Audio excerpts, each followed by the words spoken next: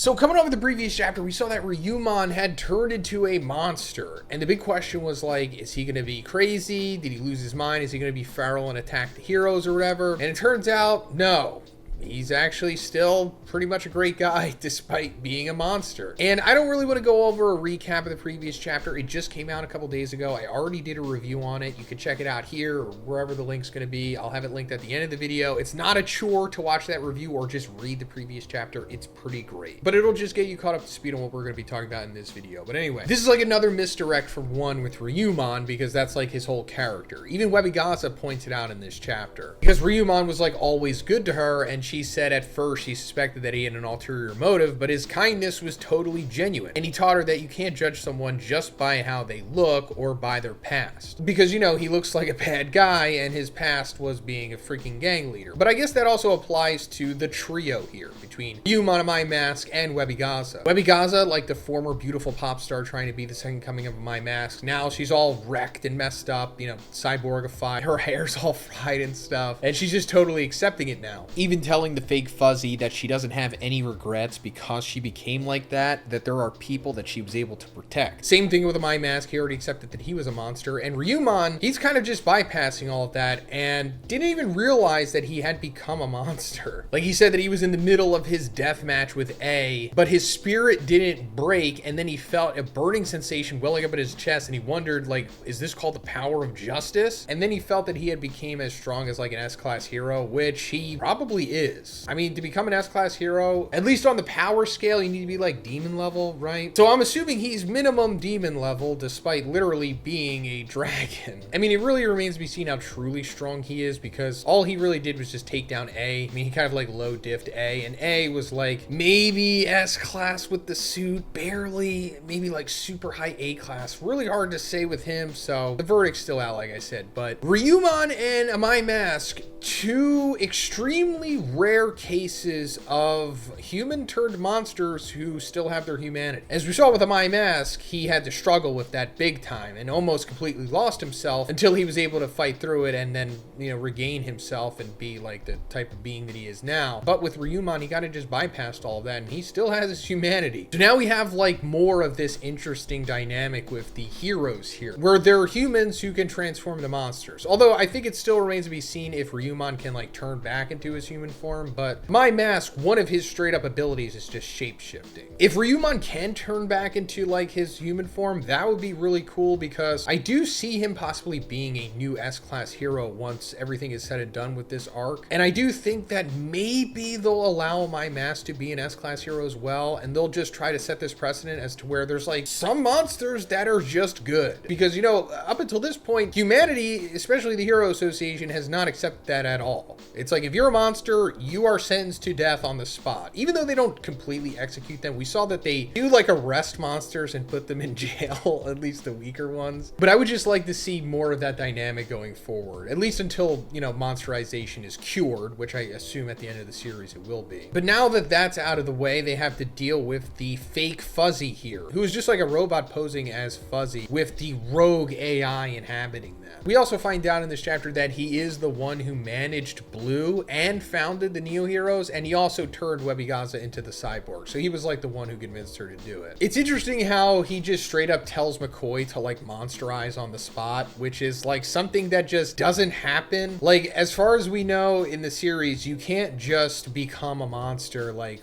because you want to. It kind of just happens. Like, yeah, you have to reach the threshold for the transformation to happen, but you can't like trigger it yourself. But the fact that he's pointing that out here makes it think that maybe they discovered that you can, or maybe that he just saw that Ryuman could do it. He assumes that others can just do it as well. But I assume that that's going to play like a part going forward, maybe with A. Maybe they're going to like cyborgify A or something and then force him to become a monster so that he's like the perfect fusion of monster and cyborg or something. Because A escaped, and they make it very clear that he's no longer here. Ryuman even hypes up A a little bit and says that he's like the evilest person he's ever met. So A is going to come back probably as a monster at some point. Then McCoy reveals to everyone that the real Fuzzy told him that there was like a remote control somewhere and that they use it to control the powerful transmission waves emitted by the tower. So they have to find that. And the fake Fuzzy's like, oh, you mean this thing? And then he just breaks it. Then Webigaza points out that there's like more robots on the way to, I guess, come confront them. So then they decide that they're going to split up. Webigaza, Mind Mask, and Ryuman are going to take on the forces coming, and Metalbat is going to go manually destroy the antenna on top of the tower. Then we cut to this montage of seeing everyone else outside taking care of the remaining robots that are invading. We see Suiryu, who of course is not wearing the suit because he realized that it's trying to take him over. Then we see Fubuki and Psychos still teaming up, working together, taking down these robots as well. Fun little thing that one is showing us here is that Psychos still has this like psychic cube ability. I don't think she ever did this in the webcomic from what I remember, but in the manga, she does this as Giro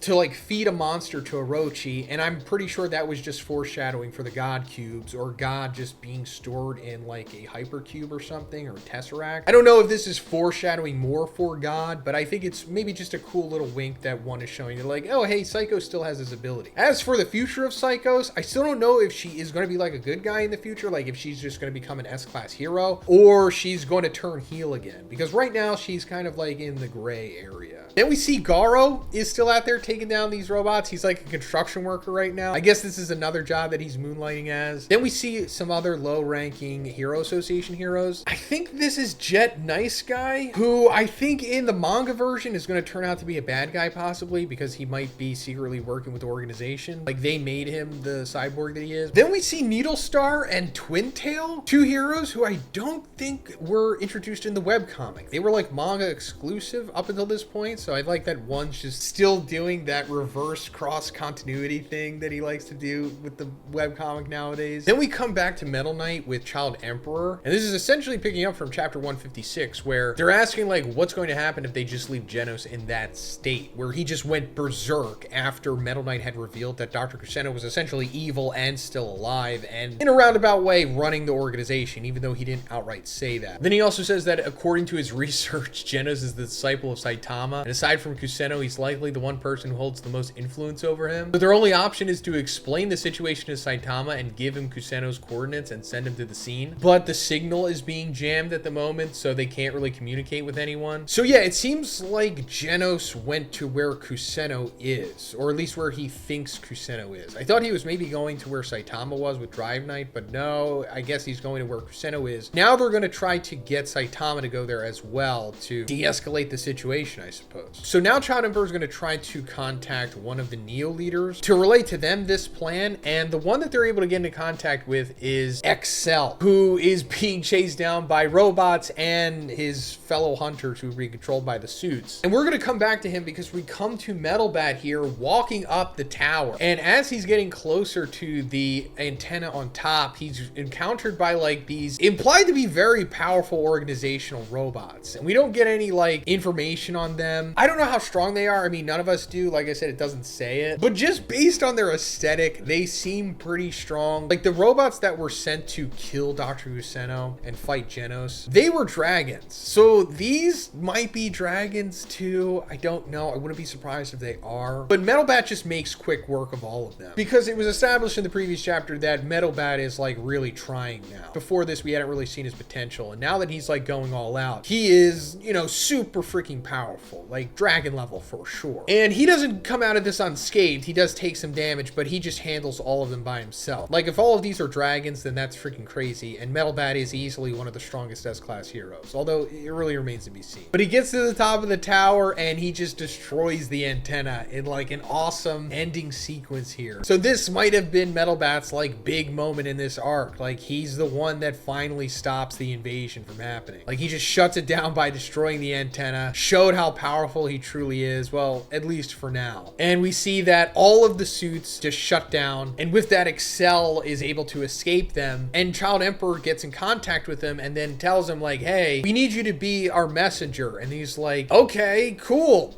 Coincidentally, I'm right in front of the Hero Association, and we know who was there last. It was Saitama, because, you know, in chapter 156, he had just finished fighting Drive Knight. But before we come to that moment, right before the end of the chapter, we come back to the fake Fuzzy, and he says, just as suspected, human unpredictability at the 11th hour completely throws off our calculations. To think the win probability calculated by our AI could be this far off. To establish our new world order, we must prioritize the eradication of highly capable humans. It's like, wasn't that always always the case? Or were you trying to keep them around to gather data to make your own forces stronger? Either way, this is probably foreshadowing that, like, yeah, now they're going to, I don't know, kick into high gear and bring out their real powerful stuff and then just try to kill the heroes off rather than farming them for data. Because, you know, now that the antenna is broken, it doesn't mean that the organization is done. I assume they still have like an ultra powerful force that they haven't used yet, because we haven't even gotten to Dr. Kuseno yet. So the drones are done and the suits are done, but like I still think we're going to see like ultra powerful robots come out to be the heroes' final opponents here. And I wouldn't be surprised if there's like one extra thing for Saitama to fight. Also, let's not forget about Boros' corpse is out there. Even though it seems like Genos destroyed it, I don't think one would just do that. It's not like he's Gege, you know, the author of Jujutsu Kaisen. Like, Gege would totally just show us the Boros corpse in the tank for hype moments in Aura and then just kill him off and then have it go nowhere. That's not what one does. So I do think Boros' body is going to come back into play, but a Mind Mash just crushes the fake Fuzzy's head. And that's it for him for now, but like, he is the rogue AI consciousness. So it's not like just because his head's broken that he's done. It's like he still exists out there. Then we come to the end of the chapter where Excel confronts Saitama, who is still in front of the Hero Association. I assume this is like moments after he had just defeated Drive Knight, and he's still kind of just standing there. And Excel's like, Saitama, they've got a hero job they want you to take care of. So yeah, I mean, I guess he's going to explain to them what